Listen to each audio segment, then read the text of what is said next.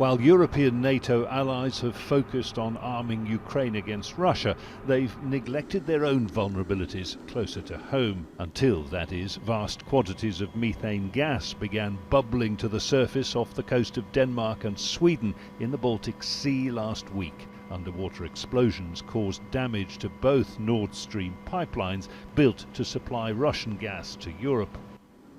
NATO called it sabotage, and despite a lack of hard evidence pointing to Russian involvement, the alliance has warned that it will respond to an attack on allies' key infrastructure.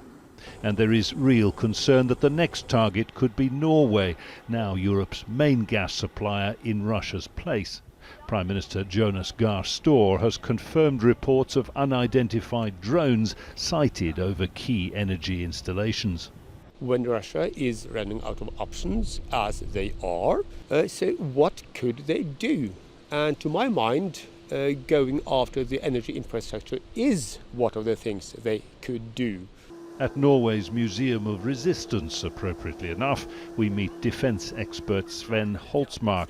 He's spent years studying Soviet and then Russian strategic behaviour. Russia is left with basically one semi-political weapon, and that is the export of gas to Europe, which has been severely restricted.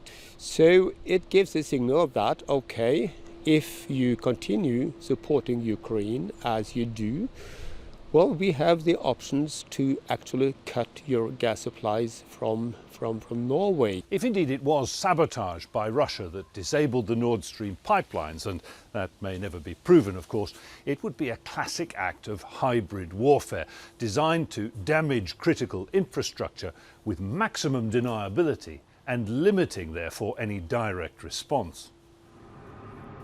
Norway is preparing for what may come next, deploying its military, including F-35 fighter patrols, to protect oil and gas installations. Denmark, Sweden and Finland are also increasing surveillance.